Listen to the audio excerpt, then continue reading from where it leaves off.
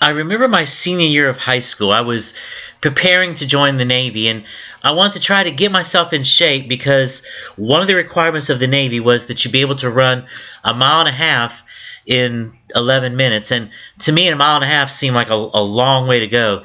So every day I would run laps in the gym, and one day while I was running, the track coach saw me running and asked me what I was doing, and I explained to him that I was preparing to go to the Navy and that I was just trying to get myself in shape. Well, he recruited me to join the track team to run the 1600 meter, which would be a mile, and the 3200 meter, which would be 2 miles. And I remember my first race. My goal of that race was just to be able to finish the race. I didn't want to fall down. I didn't want anything to keep me from getting across that finish line. I didn't care if I was last. That was okay with me. Well, as we got the 1600 meter race is a 4-lap race. So as we got to the last lap, the fourth and final lap, I was running dead last, as could be expected because I wasn't being very competitive. And then someone in the stands hollered out, "I have money on you, Estep." Well, to say the least, I wasn't sure how serious that person was, so I decided to pick up the pace a little bit, and I did manage to pass the person that was right in front of me. And as I was getting ready to pass the next person, I guess he realized that he was about ready to get passed by the person that was running last the whole race, and so he picked up his pace. So I didn't finish last, but I did finish next to last, and when I crossed the finish line, the coach patted me on the back and told me I did a good job. Of course, we had other runners that had went on ahead and actually won the race for us, and that was the goal as a track team, was as a team to win the race. Well, today as we get ready to look at Hebrews chapter 12, we kind of see this setting, and verse 1 actually opens us up by saying, "Wherefore, seeing we also are compassed about with so great a cloud of witnesses, let's lay aside every weight and the sin which does so easily beset us, and let us run with patience the race that is set before us, looking unto Jesus, the author and the finisher of our faith, who for the joy that was set before him endured the cross, despising the shame, and is set down at the right hand of the throne of God. For consider him that endured such contradiction of sinners against himself, lest ye be wearied and faint in your minds." So, as Hebrews chapter 12 opens up, it begins with that word wherefore. And when we see, whether we're looking at wherefore or therefore, we're kind of a continuation of what the writer had already been saying. And in Hebrews chapter 11, he was talking about the great heroes of our faith. He was talking about men like Abraham and Moses and great men of faith. And when he gets to chapter 12, he tells us we are surrounded. We all around us we have a great cloud of witnesses.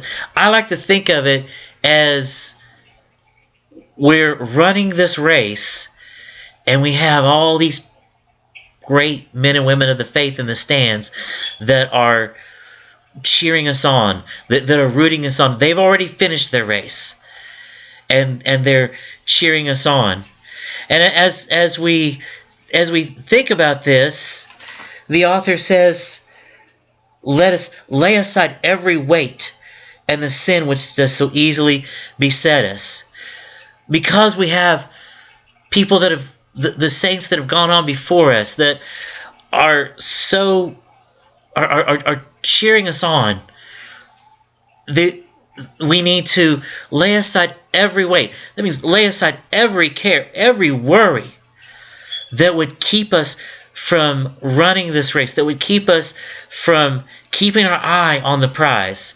Let's lay aside every sin that would trip us up. Now, if you've ever watched a race, if you ever watched the Olympics, and you see when a runner falls, it can looks like it can be pretty painful. Thankfully, in my short racing career, I never fell.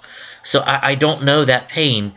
But as you see these runners, and they get up, and they're as they struggle to get up, all they want to do from that point on is just make it across the finish line. And even if they don't win, when they fight to make it across the finish line, you just hear people cheering. So the author says, let's cast aside all, let's get rid of the things that would trip us up, that would so easily ensnare us. And he continues on that we need to run this race with patience. And by running the race with patience, we need to realize that we're running a marathon. We're not sprinting. We're running a marathon. Marathon runners, they learn how to pace themselves so they can finish strong at the end. And that's what the writer is telling us to do. Well, as we move on to verse 2, the writer tells us to fix our eyes on Jesus. We need to keep our eyes focused on Jesus. Why? Because he is the author and the finisher of our faith. He's the whole reason for the Christian faith. And as Christians, we are followers of Christ. The church in Antioch was first where they were first called Christians, which in the Greek means little Christ. They were imitating what they learned from Christ. They were trying to be just like Christ. And that's who we need to keep our focus on. He is the author of our faith. Not only is he the author of our faith, he is the finisher of our faith. The author says here that he endured the cross. He endured the cross for our sin. He took our sin. He went to Calvary. Then he was buried.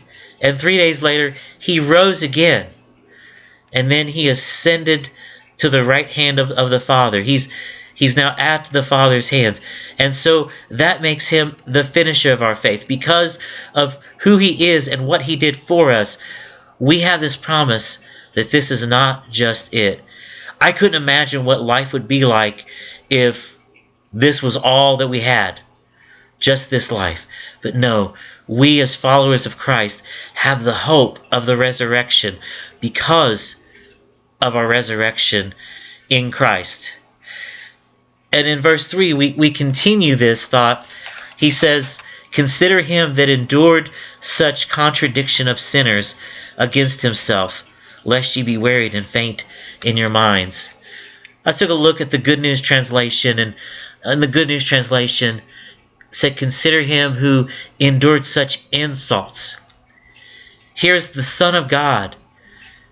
Everything he did was good. He was perfect. He was sinless. He didn't do any wrong to anybody. And yet he endured such insults from people. And just think about on the cross where the people said, if you're the Son of God, why don't you come down? Physician, heal yourself. Just such insults. He endured that.